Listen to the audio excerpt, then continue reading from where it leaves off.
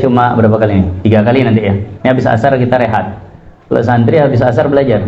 Nah, jadi ini semi santri itu pun kilat.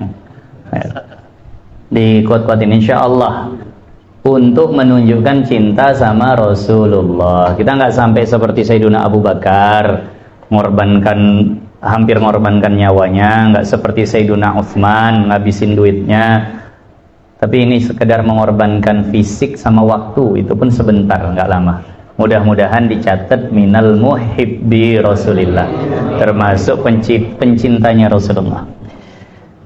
Babu maja'a fi khalqi. Kalau khuluq beda lagi, khalqun. Bab apa-apa yang datang, hadis-hadis yang diriwayatkan fi khalqi pada fisik. Nah, fisik Rasulullah sallallahu alaihi wasallam. Jadi ini kita akan bahas fisiknya Nabi itu gimana gambarannya. Nah, qala Ibrahim bin Muhammadin min waladi Aliyin. Berkata Sayyiduna Ibrahim, anaknya Muhammad yang merupakan termasuk anaknya Sayyiduna Ali bin Abi Thalib. Perhatikan. Di sini ada kalimat yang unik. Ibrahim, anaknya Muhammad, itu kan gitu. Ibrahim bin Muhammad yang punya kitab ya. Ibrahim bin Muhammad min waladi Ali. Kenapa enggak bin Ali saja? Yang awalnya Ibrahim bin Muhammad bin Ali bin Abi Thalib. Kenapa enggak begitu? Kata ulama, untuk membedakan mana anak Ali bersama Sayyidah Fatimah dan mana anak Sayyiduna Ali dengan wanita lain. Kalau anaknya Sayyiduna Ali dari Sayyidah Fatimah, itu akan langsung Hasan atau Husain bin Ali bin Abi Thalib. Berarti itu anak Sayyiduna Ali dari Sayyidah Fatimah. Tapi kalau dari wanita lain, itu begini bahasanya. Min waladi Ali, ya. Yang merupakan termasuk anaknya Sayyiduna Ali. Karena Muhammad ini adalah anak Sayyiduna Ali dari seorang wanita yang bernama Khawlah, bukan Sayyidah Fatimah. Nah, setelah Sayyidah Fatimah wafat, Sayyiduna Ali kan nikah lagi. Ataupun ada pasangannya lagi. Nah, jadi punya anak dari wanita lain namanya Sayyidah Khawlah.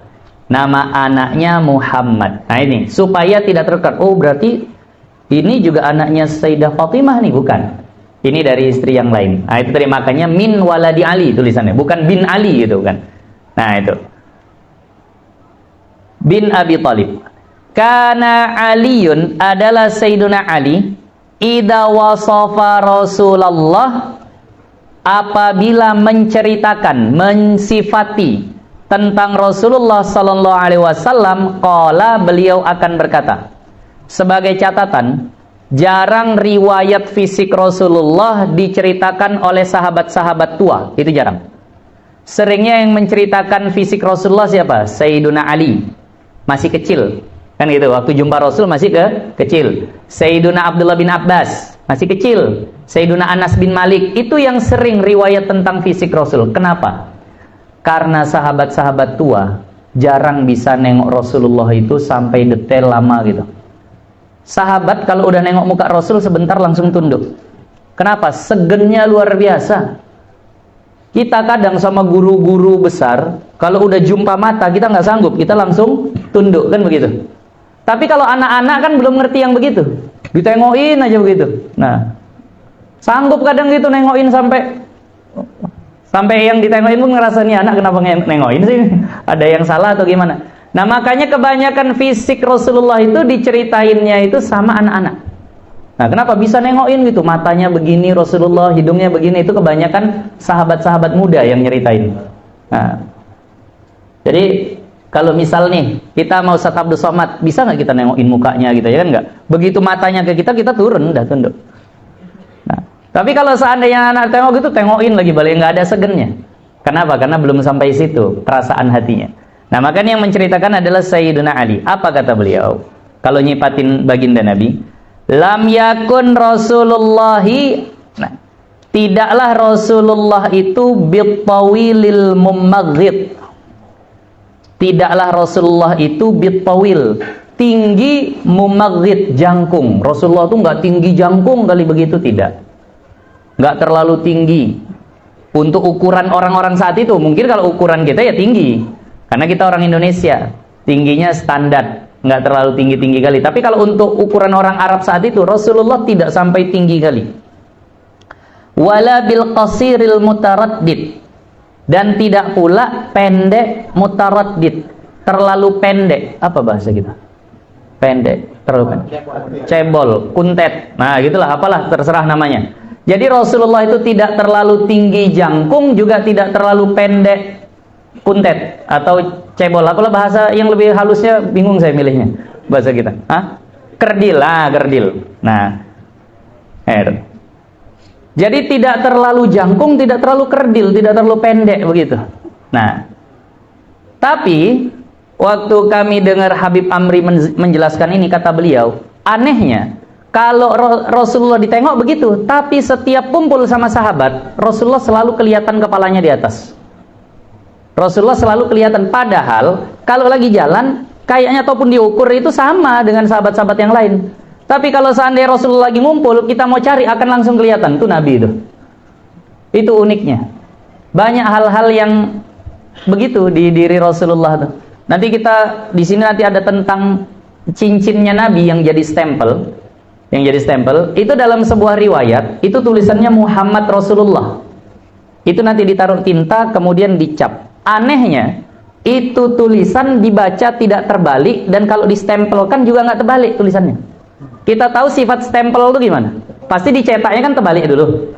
Tapi itu stempelnya Nabi dibaca nggak terbalik, dicapkan juga nggak terbalik.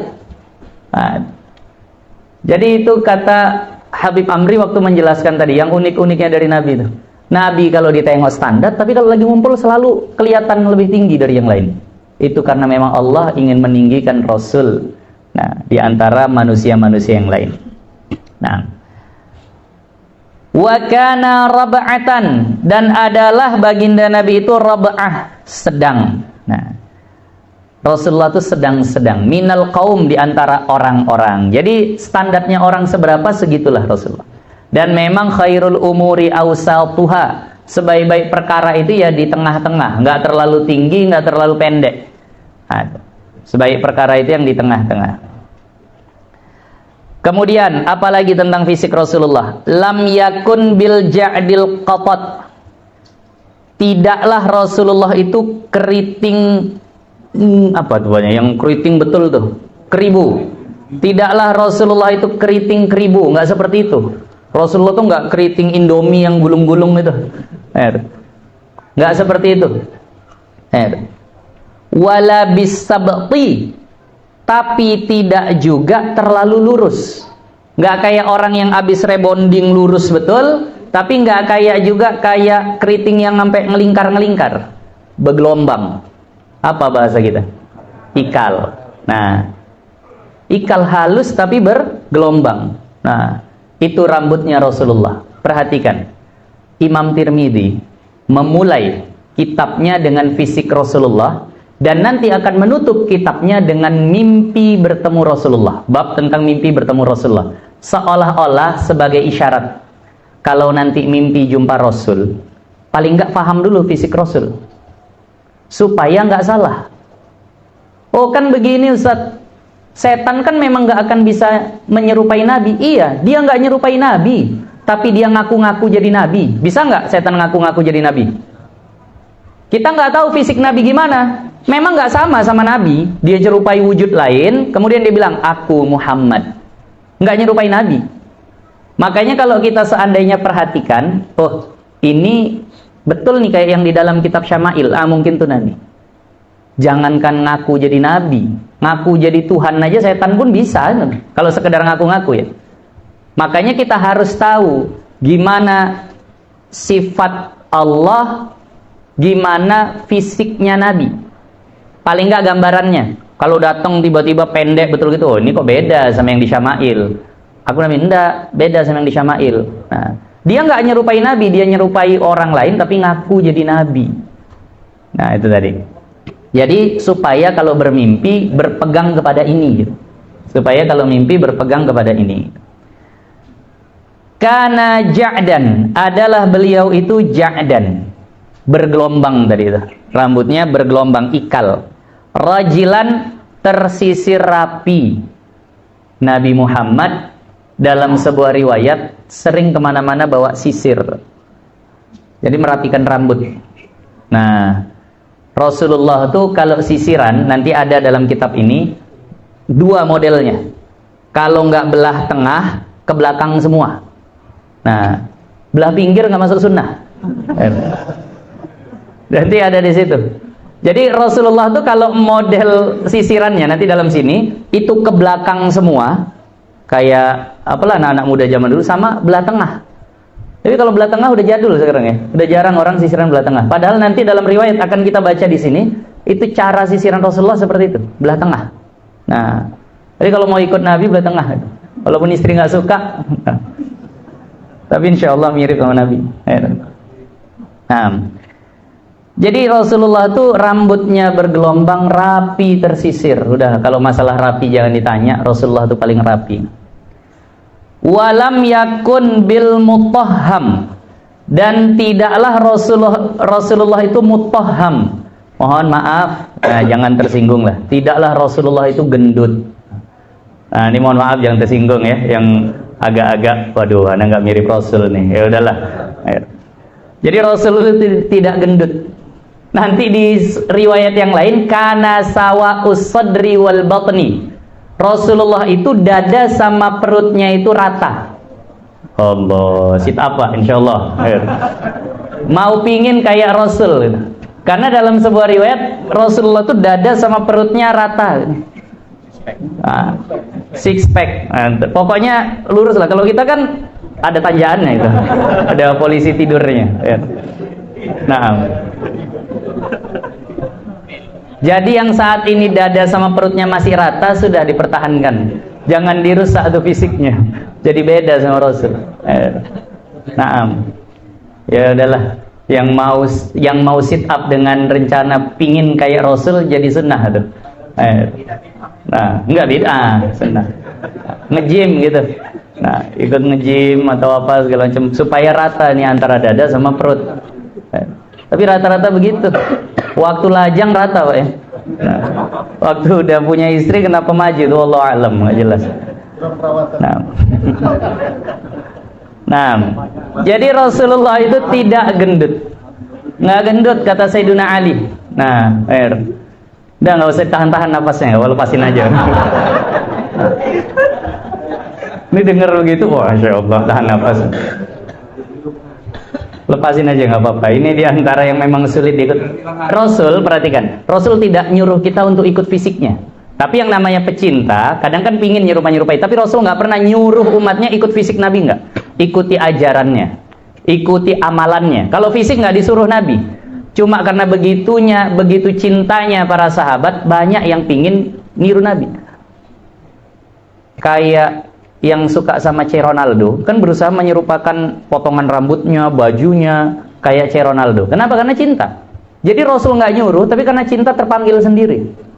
Nah, wala bil mukalsam. Ini nanti kalau di syarahannya mukalsam itu tembem, cabi bahasa orang itu. Jadi Rasulullah itu tidak tembem, yang pipinya sampai lebih maju dari hidungnya. Jadi tidak sampai seperti itu. Kata Sayyidina Ali tidak seperti itu. Tidak terlalu tembem. Wa kana fi wajhihi tadwirun, dan adalah di wajahnya itu ada tadwir. Tetap ada cembungannya. Artinya gini, tidak tembem tapi juga tidak apa tuh lawannya? Kempot ya. Tidak tembem, tidak kempot. Bagus gitu. Pokoknya memang paling tengah lah. Nah, udah, ini saya katakan ini diantara di luar ikhtiar kita. Udah memang dipilihin Allah begitulah udah. Nah, jadi ini untuk mengenal Nabi dulu. Jadi Nabi tidak tembem dan juga tidak kempot karena ada tadwir, ada lingkarannya juga begitu, ada isinya pipinya. Nah, tidak juga kempot. Nah, abyadu musyarrabun. Nah, putih musyarrab, menyerap, artinya di sini nanti menyerapnya itu menyerap merah. Jadi putih kemerahan. Musyarrab itu di sebagian riwayat bil hamra, ada gitunya. Putih nyerap kemerahan. Orang kalau sudah terlalu putih, jadi terlihat agak merah. Begitulah kulit baginda Nabi, putih kemerahan. Nah, ya udahlah, yang hitam ya mau gimana lagi, nggak usah juga habis nih suntik apa itu vitamin C itu, nggak usah biar putih atau yang lainnya, ndak. Nah, karena sahabat juga ada yang hitam dan dipuji. Kata Rasulullah, ada 3 orang hitam menjadi penghulu para penghuni surga. Siapa tuh? Yang pertama Sayyiduna Luqmanul Hakim, hitam tapi jadi penghulu orang-orang di surga. Yang kedua ada Sayyiduna Bilal bin Rabah, hitam kulitnya tapi jadi pemimpin orang-orang di surga. Yang ketiga ada Sayyiduna Usamah bin Zaid bin Harisah, hitam tapi jadi penghulu orang-orang di surga. Saya ada baca di dalam kitab Asy-Syamsul Munirah, Sayyiduna Bilal itu ketika masuk surga itu kan kulit beliau hitam. Hitamnya bukan kayak hitam kita, saya hitam, beliau lebih hitam lagi. Hitamnya itu hitam betul.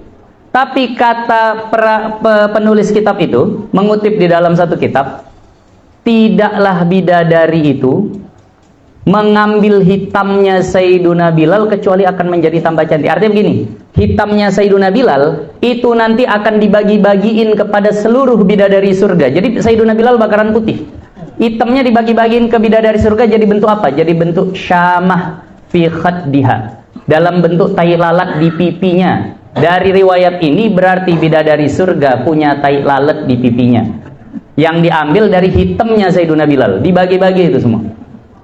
Yang pipinya udah tai lalat mudah-mudahan, yang perempuan kan. Jadi itu di dalam riwayat dikatakan begitu, dibagi-bagi itu. Nah, tengok Pak muka istrinya nanti, Masya Allah, udah ada lah ciri-ciri bidadari. Kalau ada tai lalat di pipinya, pipi istri saya ada tai lalatnya, Pak. Nah,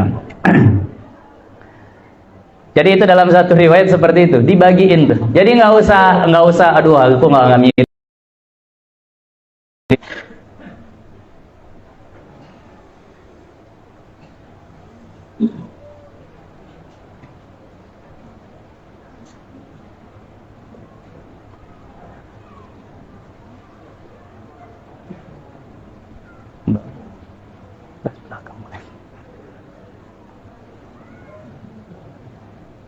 Malim di belakang, loh. Di belakang. Disuruh ke depan.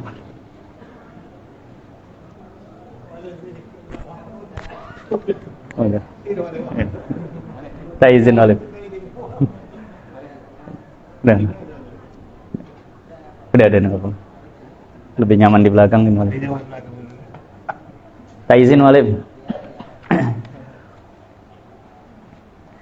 Kemudian yang berikutnya, apa kata Sayyiduna Ali? Nah, ada ajul ainain.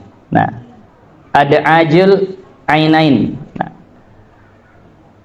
artinya hitam matanya betul-betul hitam. Nah, ada ajul ainain. Apa itu bahasanya tuh?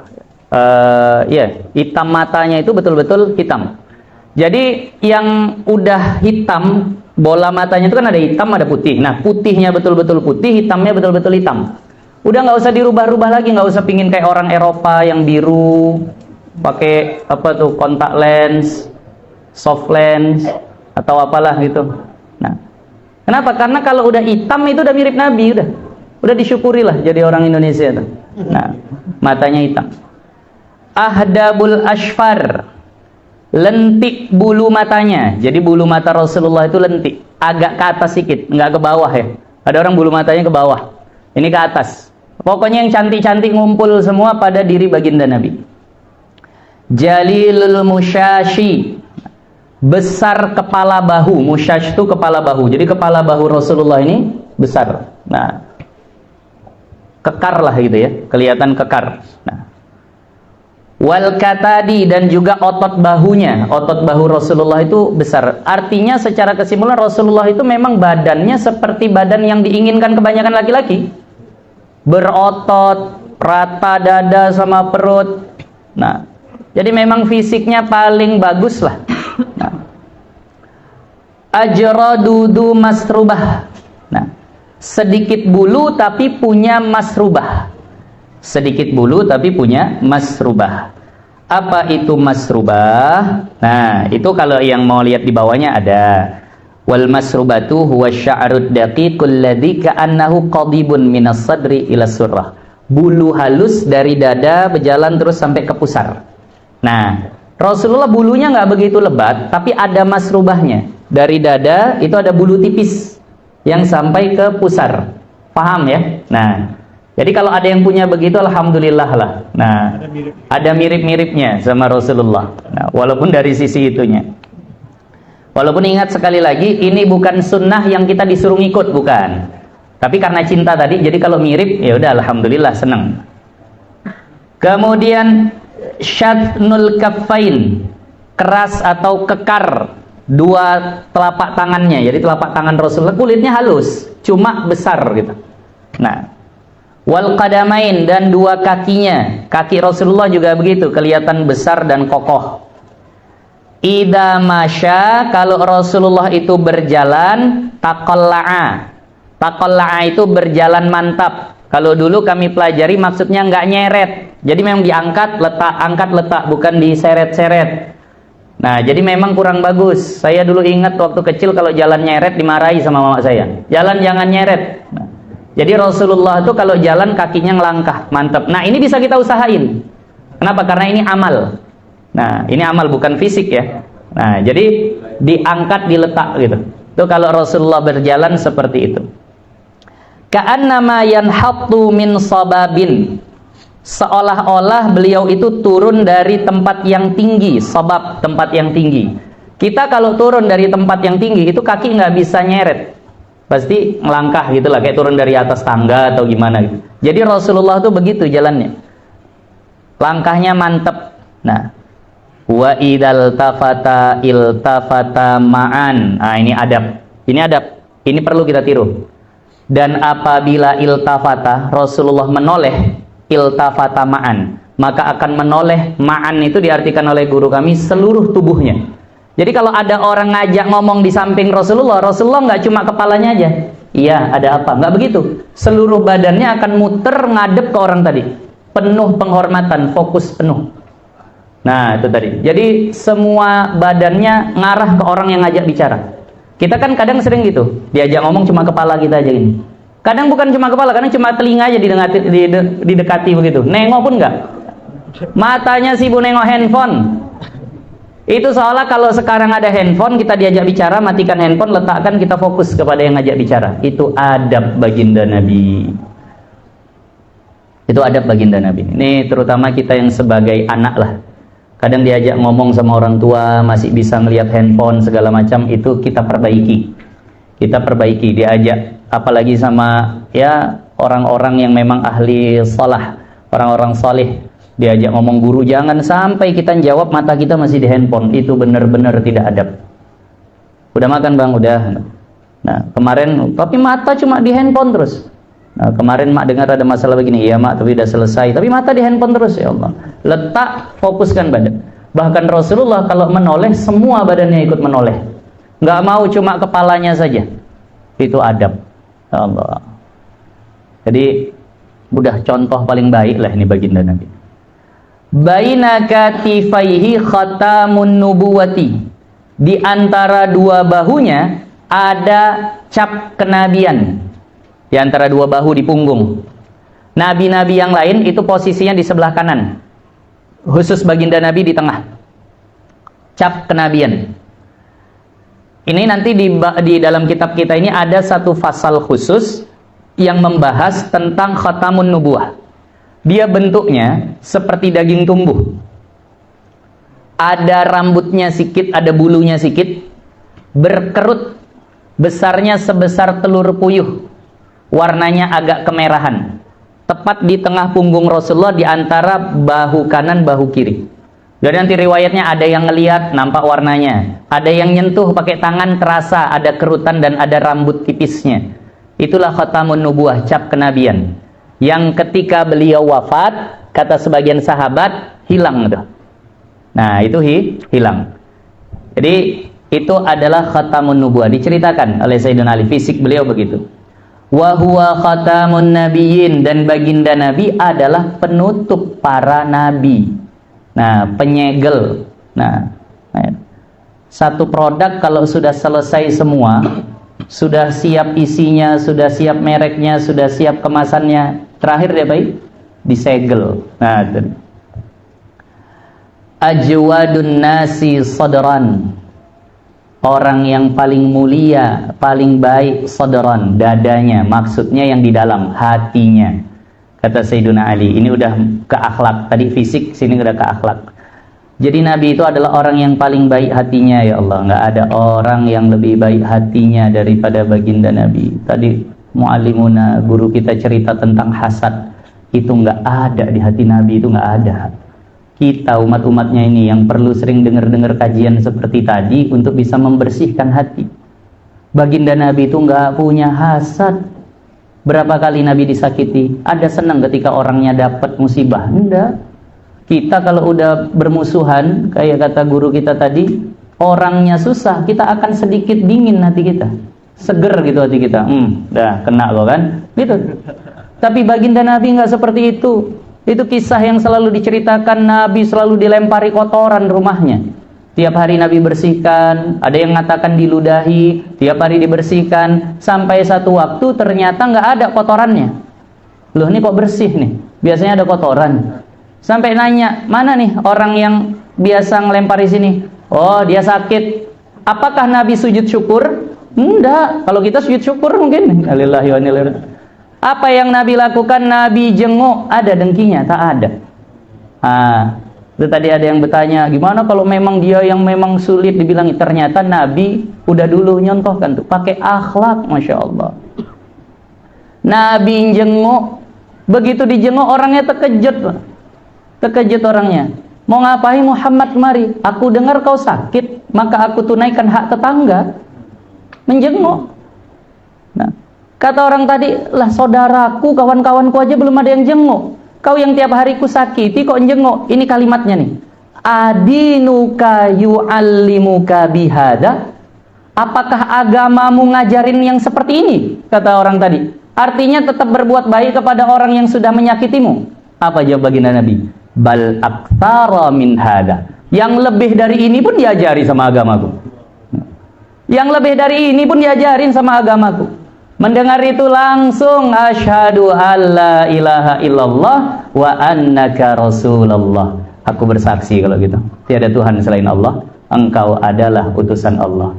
Nggak pakai debat, nggak pakai permusuhan, pakai akhlak nih. Orang terpanggil hati. Ya Allah. Nah, jadi nggak ada tuh dengki tuh, hati Nabi itu paling bersih, ya Allah. Nggak pernah ada marah-marah nggak jelas. Nabi kalau masalah dirinya nggak pernah marah. Ada satu riwayat di dalam kitab Al-Ibar, mohon maaf, Al-Ibar fi mu'jizati khairil bashar.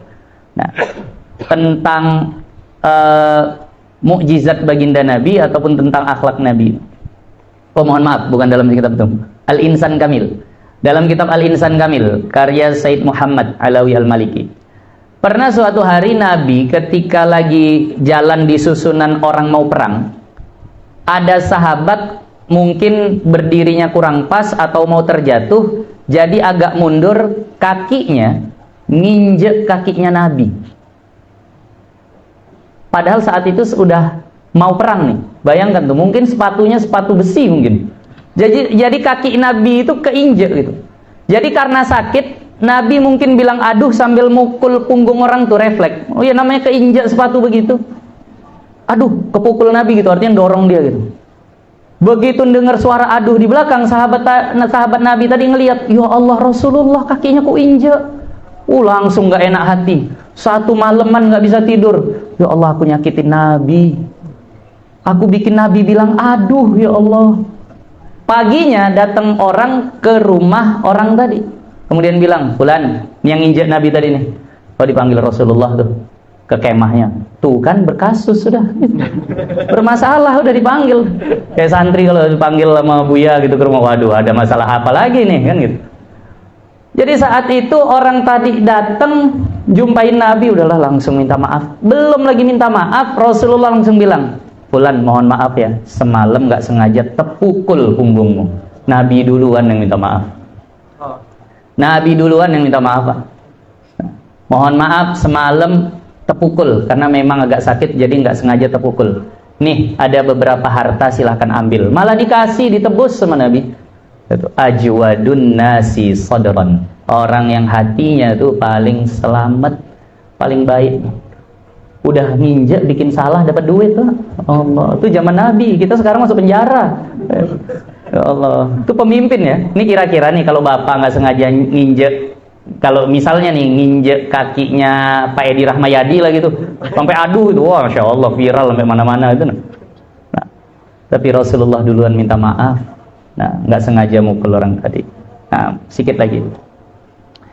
Wa asdaqu nasi lahjatan, dan orang yang paling jujur omongannya. Lahjah itu omongan. Jadi Nabi itu adalah orang yang paling jujur omongannya. Nah, nggak pernah Nabi itu bohong. Sampai ini dalam kitab Asy-Syifa juga tertulis. Ketika perang, ada seorang kafir datangi Abu Jahal.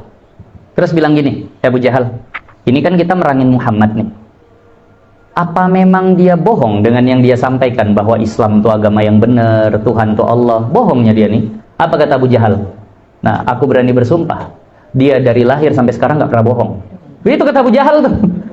Lah jadi kita kok perangi dia? Ya cuma kan kita gengsi, masa kita disalah-salahin gitu. Jadi orang yang nggak nerima kebenaran karena gengsi, padahal udah bener nih orangnya nasihatinya begini, tapi nggak mau nerima karena gengsi, itu ada turunan-turunan akhlaknya Abu Jahal tuh gitu. Yang payah nerima kebenaran karena gengsi. Tuh Abu Jahal sampai ditanya, ini Muhammad nih bohong nih? Aku berani bersumpah, dia al-amin. Dari dulu sampai sekarang dia nggak pernah bohong.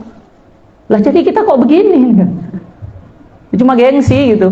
Nah, masa agama kita disalah-salahin? Nah, asdaqun nasi lahjatan wa alyanuhum arikatan, dan yang paling halus tabiatnya, ya Allah. Paling halus tabiatnya. Allah. Ini udah sifat Nabi itu seperti ini. Paling halus, mau sama orang yang kasar pun halus. Nabi pernah lagi jalan, tiba-tiba ditarik ridanya nih. Nabi kan pakai selendang begini. Ditarik selendangnya sama seseorang sampai bekas di leher Nabi, saking kuatnya tarikan itu. Sayyiduna Umar ngelihat itu langsung ngeluari pedang. Nah, langsung ngeluari pedang gitu. Ya Rasulullah, izinkan ku tebas saja orang nih. Entar. Ada apa? Kata Rasulullah. Wahai Muhammad, kau punya hutang kepadaku 1 dinar. Lalu kata orang tadi, bayar sekarang juga. Sampai dibawa-bawa nih. Kalian ini Bani Muthalib memang kalau punya hutang begini payah bayarnya. Sampai kakek Nabi dibawa-bawa. Ya Allah ya Rahman. Coba bayangkan nagih hutang di tempat umum bawa-bawa nama kakek lagi tuh. Memang keturunan Muthalib nih kalau bayar hutang gini lama gini. Apa kata Rasulullah? Bukankah temponya masih 3 hari lagi? Belum jatuh tempo rupanya. Udah begitu. Tapi udahlah. Berapa hutangku? 1 dinar. Wahai Umar, ada duit 2 dinar? Ada Rasulullah. Tapi kok 2 dinar ya Rasulullah? 1 dinar untuk hutangku, 1 dinar karena kau udah bentak dia. Udah sempet takut nih orang nih. Ganti rugi lah. Ya Allah, halusnya hati Rasulullah. Kau tadi kan udah bentak dia, ganti rugi itu, senengin. Udah kau bikin takut, sekarang bikin seneng. Ya Allah, orang seperti ini kita jumpai lagi. Makanya gimana kita nggak rindu coba sama Rasulullah? Mau jumpa sama orang seperti ini di mana lagi? Apa sahabat nggak pingin deket terus sama Nabi? Ngelihat orang yang ya Allah disakiti bisa balas pakai kebaikan seperti itu. Kalau nggak rindu kelewat lah Pak. Kalau nggak pingin jumpa sama Nabi itu kelewat lah. Kalau seandainya nggak bisa jumpa, kalau nggak pingin jumpa sama Nabi, denger akhlak yang begitu, nggak bisa kita jumpa lagi sama orang yang seperti itu. Kita kalau digituin gimana coba? Ribut, kita ribut tuh di pasar. Rasulullah tidak menyelesaikan dengan gitu. Lebih banyak yang ikut kesama Rasulullah itu gara-gara akhlak daripada gara-gara perang. Lebih banyak yang ikut ajaran agama Islam itu gara-gara adab daripada gara-gara debat. Nah, jadi kalau seandainya nggak rindu kelewatan, nggak pingin jumpa sama orang yang seperti ini kelewatan. Wa akramuhum ishratan, dan orang yang paling mulia pergaulannya. Jadi kalau bergaul itu semuanya senang sama Nabi. Semuanya tuh senang kalau gaul sama Nabi. Paling bisa jaga hati orang tuh Rasulullah. Rasul pernah dihadiahin 1 mangkok anggur, Pak. dihadiahin. Rasulullah, nih aku baru panen anggur, nah taruh. Ini cara Rasul bergaul ya. Dimakan sama Nabi, cerita lagi, dimakan lagi, cerita sampai habis sama Nabi itu. Sahabat sampai heran, loh Nabi kok baru kali ini kayak gini, makan nggak bagi-bagi, gini banyaknya orang dihabisin sendiri. Yang ngasih tadi senengnya luar biasa, ya Allah dihabisin sama Rasulullah, berarti enak betul nih. Sampai orangnya pulang, yang lain komplain, ya Rasulullah kami baru kali ini melihat sifatmu kayak gini. Kayak mana katanya? Makan nggak bagi-bagi, apa seenak itu ya Rasulullah, itu anggurnya. Kata Rasulullah, enggak, rasanya asem. Rasanya asem. Lah jadi kok engkau habisi ya Rasulullah? Kalau ku bagi sama kalian, kalian tidak akan bisa menahan di wajah kalian rasa asamnya tadi. Dia tahu dia nggak enak hati nanti. Begitu cara Rasulullah bergaul. Jaga perasaan. Kalau Nabi bisa ditahan, mukanya nggak berubah, padahal kecut tapi seolah makan yang manis gitu. Jadi orangnya seneng. Kalau dikasih sama sahabat, langsung bekerut tuh kening dan matanya. Orangnya, loh apa kecut ya? Kan langsung nggak enak hati tuh. Begitu cara bergaul baginda Nabi. Bukan mengumbar aib, tapi menahan bagaimana supaya orang selalu enak hatinya. Di mana kita jumpa orang seperti itu? Masya Allah. Man ra'ahu badihatan. Barang siapa yang pertama kali melihatnya. Badihah itu baru pertama kali ngelihat. Habah. Pasti akan segen tuh sama Nabi. Pasti akan segen sama Nabi. Kenapa? Wibawanya begitu luar biasa. Wa man khalaqahu ma'rifatan. Tapi barang siapa yang udah bergaul dan kenal sama Nabi, ahabbah, pasti akan cinta sama dia. Pasti. Nggak akan ada orang yang nggak cinta sama Nabi kalau seandainya udah bergaul. Yaquluna ituhu, maka berkatalah orang yang mensifatinya, lam ara qablahu wala ba'dahu mislahu sallallahu alaihi wasallam. Tidak aku pernah lihat orang sebelum Nabi dan setelah Nabi yang seperti Nabi. Tak ada. Insya Allah. Mudah-mudahan ini jadi kaji maulid kita. Nah, menjadikan kita orang yang rindu kepada Nabi sebagaimana Nabi merindukan kita. Menjadikan kita orang yang wusul sampai kepada Nabi. Menjadi orang yang diundang Nabi untuk berkumpul bersama Nabi. Insya Allah. 3.15 sesuai yang dijadwalkan. Nah, akan datang tahun depan lah berarti ya. Masya Allah. Nah, tumpuk-tumpuk lah rindunya nih. Kalau memang tahun lagi akan datang Anil Hasan bin Ali. Tuh lihat, Sayyidina Hasan, anak kecil tuh yang bakal nyeritain lagi. Cucu Nabi yang nyipatin. Itu tadi yang kita katakan. Ini akan datang. Nah, jangan hilang kitabnya. Tahun depan soalnya. Ya, insya Allah. Alhamdulillah. Kajian kita Kitab Sunnah Muhammadiyah yang insyaallah yang kita kaji di majelis ini yang 1 tahun sekali, kitabnya jangan hilang. Yang belum pesan, alhamdulillah kitabnya sudah habis. Kalau mau pesan tahun depan lagi, insyaallah. Kita janji kita pertanyaan 2 orang belum. Oke, Pak Isa dari Kuala Tanjung nanti apa?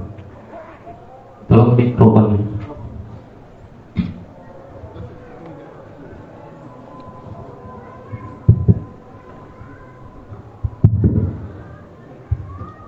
Assalamualaikum warahmatullahi wabarakatuh. Waalaikumsalam warahmatullahi wabarakatuh. Jadi bertanya Ustaz, tadi di mukadimah kitab yang telah dikaji Ustaz ada menyebutkan tentang nama-nama.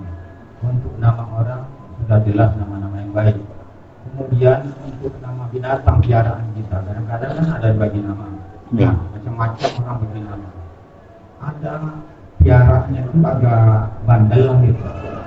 Apa boleh dinamakan macam Firaun? Nah, begitu kalau seandainya disunahkan menamakan nama binatang itu juga dengan nama yang baik, atau kalau yang tak baik menjadi makruhkah? Seperti itu. Oke, satu lagi.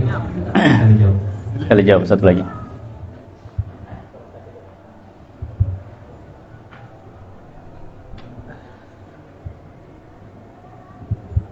Ambil abang tadi, kacamata.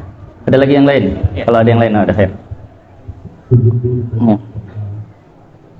Jika kita mencintai Nabi, tapi kita tidak mencintai Allah, hukumnya itu Baik. Allah. Yang pertama, Pertanyaan dari Pak Isa, kan kalau nama manusia itu sunnahnya yang baik-baik. Ahabbul asma' indallah Abdullah wa Abdurrahman. Nama yang paling disukai di sisi Allah Abdullah dan Abdurrahman. Kalau enggak nama nabi, kalau enggak nama malaikat, nama sahabat, nama ulama. Nah, ataupun nama yang mengandung kebaikan. Nah, kalau ngasih nama-nama binatang peliharaan, ada kucingnya kerjanya mencakar, dikasih nama Abu Jahal. Ada kucingnya bandel, dikasih nama Fir'aun. Itu bagaimana? Karena dikatakan karena Rasulullah yuhibbu fa'lal hasan. Rasulullah itu suka dengan tafaul yang baik. Tafaul itu artinya itu tadi, memberikan satu hal yang tujuannya adalah doa. Secara hukumnya yang tidak sampai haram mungkin, tapi jelasnya tidak baik gitu. Tidak baik. Karena yang baiknya ini, mohon maaf, kalau dikatakan ngasih nama, misal ada ayam yang bandel kali kasih nama Fir'aun, apa hukumnya? Kalau hukumnya saya nggak tahu apakah sampai haram atau tidak dikasih nama Fir'aun, nggak tahu saya. Tapi yang jelas sunnah ngasih nama yang baik. Kenapa? Karena Nabi memang suka tafaul yang hasan. Ngasih nama baik itu bagian daripada tafaul, daripada bagian tafaul. Nah, kalau masalah haram yang ngasih nama Fir'aun atau tidak, ya itu Allah alam, saya tak tahu. Nah, tapi yang jelas dianjurkan ngasih nama yang baik. Nah, kemudian yang kedua, kalau cinta sama Nabi tapi tidak cinta sama Allah, itu mustahil. Nggak akan bisa. Gimana caranya nyintai Nabi kalau nggak cinta sama Allah? Itu pasti benci sama Nabi. Kenapa? Karena Allah yang menciptakan Nabi. Itu udah sesuatu yang bertentangan. Nggak akan bisa cinta sama Nabi kalau benci sama Allah tuh. Mana mungkin gitu. Nah, jadi itu tadi.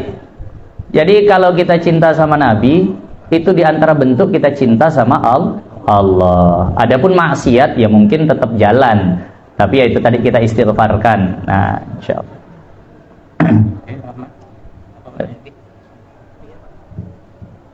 Begini aja lagi, singkat ya. Tapi cintanya Abi, kita kan disuruh untuk mencintai Rasulullah sendiri. Dan kita orang yang mencintai itu pasti akan mengikuti semua, mau fisik maupun semuanya Abi. Bagaimana kalau misalnya ada seorang santri yang saking cintanya sama gurunya sehingga dia meniru semua apa yang ada pada gurunya, misalkan kayak fisiknya, ilmunya, apakah itu salah ada nanti? Tadilah tentang masalah cinta. Kalau cinta sama Rasul semuanya ditiru. Ini ada cinta sama guru, gurunya ditiru. Ada yang suka sama Habib Bahar, rambutnya digondrongin, dipirangin. Ada yang suka sama Habib Umar, serbannya disamain tuh sampai 7-9 tingkat. Ada yang suka sama habaib, akhirnya dibuat seperti itu. Itu bagaimana hukumnya? Man tasyabbaha biqaumin fahuwa minhum. Barang siapa yang menyerupai satu kaum, maka dia mudah-mudahan bisa disamakan dengan kaum tersebut. Kalau niatnya untuk ini bagus. Tapi kalau niatnya untuk keren-kerenan, ya balik ke niat lagi tadi. Itu kurang bagus. Kalau niatnya supaya keren nah supaya disegani orang, itu nggak bagus. Tapi kalau niatnya ngamalin hadis man tasyabbaha biqaumin fahuwa minhum, maka itu bagus. Nah tadi, maka kalau seandainya kita cinta sama Rasulullah, kita ikuti segalanya yang ada berkaitan sama Rasulullah semampu kita, itu baik. Nah, dan tadi ya, itu perkara yang agak sulit diterima kalau seandainya cinta sama Rasulullah tapi tidak cinta kepada Allah, karena mungkin belum paham tentang konsep cinta, jadi kadang ngerasa seperti itu. Nah. Satu lagi kesempatan sampai jam 3:30 ada 5 ibu. Ibu ada bu? Ibu ada? Kasih kesempatan ibu dulu. Karena ibu ini udah ngopi kayaknya segar. Ada bu? Nggak ada. Alhamdulillah ibu ini apa? Bapak satu lagi, satu. Ada. Bapaknya satu lagi. Pak Haji Amir, tolong. Ya. Ibu pada ngarep, Pak. Kamu nanya tai lalat dulu nanti. Ada. Assalamualaikum warahmatullahi wabarakatuh. Waalaikumsalam warahmatullahi wabarakatuh. Tadi saya dengar murid pesantren manggil Abi, saya manggil Abi. Abi, saya ingin bertanya. Tadi di awal ada diuraikan tentang bagaimana fisik tubuh Rasulullah. Kemudian di bagian kata ini, di belakangnya itu ada tanda Khatamun Nubuwah. Di sini saya ingin bertanya, sebenarnya apa tulisan di Khatamun Nubuwah? Karena saya pernah belajar di situ katanya bahwa tulisan di stempel kenabian itu bacaannya Allah wahdah la syarikalah Muhammadan abduhu wa rasuluhu tawajjah haitsu syi'ta fa innaka mansur. Tolong penjelasannya. Terima kasih. Apakah ada tulisannya? Sependek yang saya pelajari, sependek yang saya baca, memang saya nggak dapat riwayat tentang apakah bertuliskan seperti itu. Jadi kalau tadi ada, mungkin ada, karena saya belum pernah baca. Bukan nggak ada, saya bilang saya nggak pernah baca yang seperti itu. Yang nanti kita bahas di dalam kitab Syama'il ini hanya bentuknya, nggak dibahas tentang bacaan.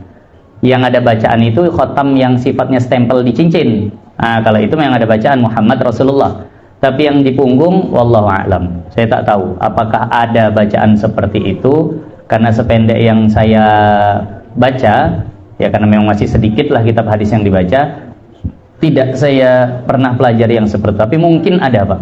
Nah, mungkin ada. Nah, wallahu a'lam. Oke, baik, alhamdulillah. Demikian dulu majelis ilmu kita, karena kita butuh istirahat. Insyaallah untuk pemberitahuan kita, diharapkan para jemaah sekalian sebelum maghrib kita bisa hadir di sini untuk sholat maghrib berjemaah. Setelah nanti sholat maghrib kita akan mengirimkan bacaan doa dan juga pembacaan khatib al-haddad untuk para guru-guru kita yang telah mendahului kita. Para guru-guru kita tak mengenal ilmu yang disampaikan oleh guru kita sekarang ini.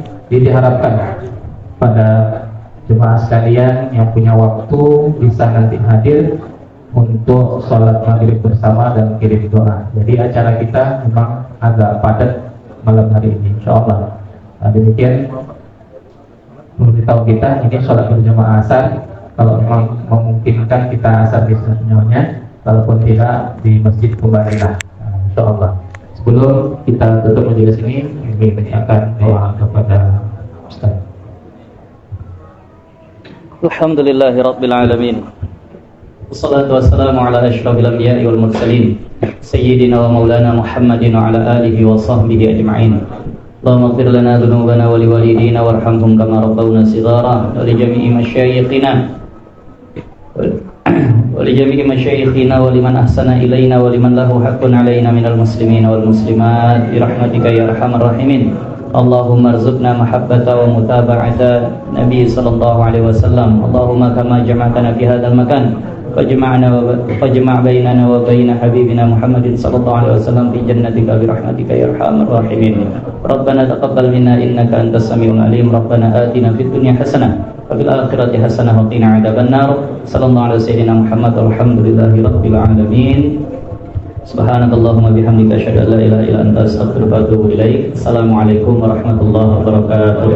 Sallallahu rabbuna ala nuril mubin Ahmadan Mustafa sayyidil mursalin. Sallallahu rabbuna ala nuril mubin Ahmadan Mustafa sayyidil mursalin wa ala alihi wa sahbihi